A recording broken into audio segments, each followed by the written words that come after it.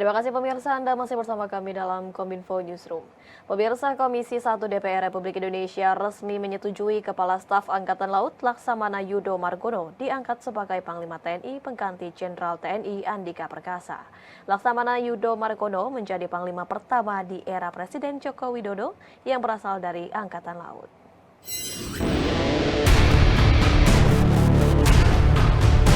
Dewan Perwakilan Rakyat Republik Indonesia resmi mengesahkan Laksamana Yudo Margono menjadi Panglima TNI untuk menggantikan Jenderal Andika Perkasa yang segera memasuki masa pensiunnya bulan ini.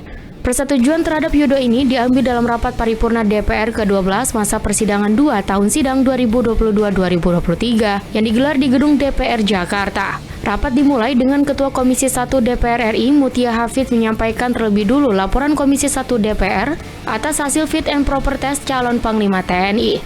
Maka Komisi 1 DPR RI memutuskan, poin 1, menyetujui pemberhentian dengan hormat Jenderal TNI Andika Perkasa SE.MA MSc sebagai Panglima TNI, serta memberikan apresiasi atas dedikasinya membawa TNI semakin maju dan profesional.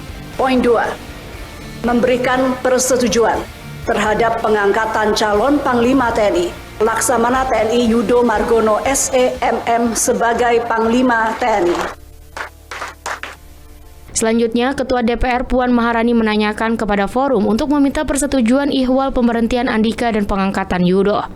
Apakah laporan Komisi 1 DPR RI atas hasil uji kelayakan fit and proper test calon Panglima TNI tentang pemberhentian dengan hormat Jenderal TNI Andika Perkasa SE.MA MSc dari jabatan Panglima TNI dan persetujuan untuk menetapkan pengangkatan Laksamana TNI Yudo Margono SE.MM sebagai Panglima TNI, apakah dapat disetujui?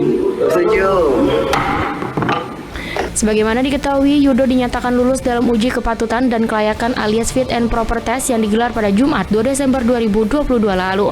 Usai mengikuti rapat, Kepala Staf Angkatan Laut Laksamana Yudo Margono kembali memaparkan visi dan misinya setelah terpilih sebagai Panglima TNI. Ya, tentunya kita akan melanjutkan tugas-tugas maupun meningkatkan yang saya sampaikan tadi. Kemudian tingkat operasional yang akan lebih cepat nantinya, karena ini menjadi prioritas saya. Dan juga kita akan melaksanakan fungsi tugas Kogab Wilhan, yaitu merupakan efektivitas Kodal di dalam pelaksanaan tugas karena sudah dibagi dari wilayah 1, 2, 3 sesuai Pangkogab Wilhan 1, 2, 3 nanti akan kita berdayakan untuk mengendalikan operasi maupun melaksanakan latihan-latihan. Artinya tugas tanggung jawab tertinggi penuh adalah Panglima TNI, tapi pendelegasian wewenang pelaksanaan sehari-hari nanti oleh Pangkogab Wilhan yang sifatnya operasi gabungan. Ya. Jelang pemilu 2024, Presiden Joko Widodo mengeluarkan peraturan pemerintah tentang pemilu di 4 daerah otonomi baru di Papua. Diatur bahwa KPU membentuk KPU Provinsi di Provinsi Papua Selatan, Provinsi Papua Tengah, Provinsi Papua Pegunungan, dan Provinsi Papua Barat Daya. Presiden Republik Indonesia Joko Widodo menerbitkan peraturan pemerintah pengganti Undang-Undang Nomor 1 Tahun 2022 yang diantara ketentuannya mengatur perubahan sebagai implikasi dari pembentukan Provinsi Papua Selatan, Papua Tengah, dan Papua Pegunungan. Dengan adanya 4 provinsi baru tersebut, maka perlu dilakukan penataan daerah pemilihan dan alokasi kursi anggota Dewan Perwakilan Rakyat, anggota Dewan Perwakilan Daerah, dan anggota Dewan Perwakilan Rakyat Daerah Provinsi, serta kelembagaan penyelenggara pemilihan umum sehingga perlu diberikan kepastian hukum yang sangat segera tanpa mengganggu penyelenggaraan tahapan pemilihan umum tahun 2024.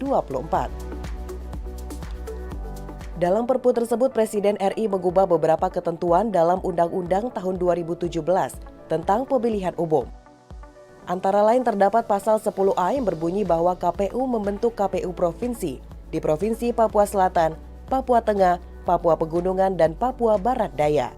Perpu kemudian mengatur partai politik yang telah memenuhi ketentuan ambang batas perolehan suara secara nasional untuk pemilu anggota DPR pada tahun 2019.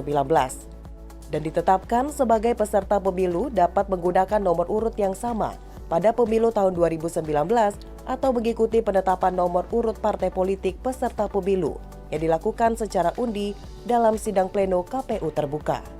Sedangkan bagi parpol yang tidak memenuhi ambang batas pada tahun 2019 dapat mengikuti secara pengundian nomor urut bersama pada 14 Desember 2019 pukul 19.30 waktu Indonesia Barat bersamaan dengan parpol baru. Presiden Joko Widodo bertolak menuju Belgia dalam rangka menghadiri konferensi tingkat tinggi peringatan 45 tahun ASEAN-Uni Eropa. Sebelum memulai lawatannya, Presiden menyatakan hubungan ASEAN dan Uni Eropa sangat penting dan nilai investasi Uni Eropa di ASEAN merupakan salah satu yang terbesar.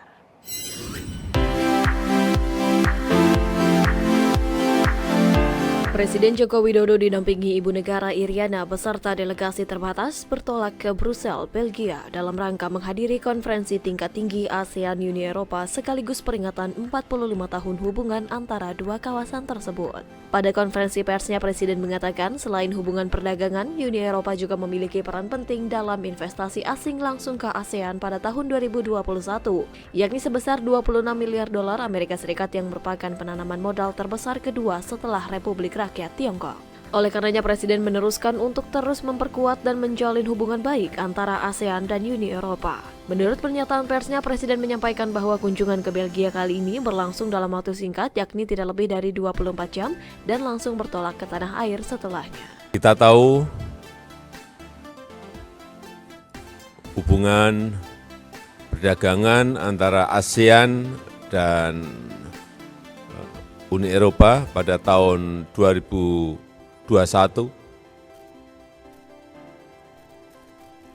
sebesar 268,9 miliar US dollar. Ini adalah yang ketiga terbesar setelah RRT dan Amerika Serikat. Dan juga foreign direct investment dari Uni Eropa ke ASEAN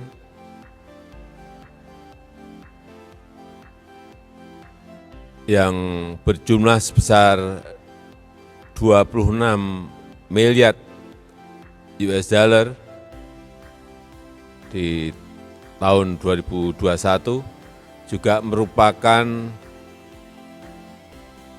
foreign direct investment yang terbesar kedua setelah RRT. Inilah kenapa terus kita perkuat, terus kita tingkatkan hubungan yang baik antara ASEAN dan Uni Eropa. Juga tentu saja negara kita Indonesia ingin agar perdagangan kita meningkat antara Indonesia dan EU dan juga investasi dari Uni Eropa ke Indonesia juga terus meningkat.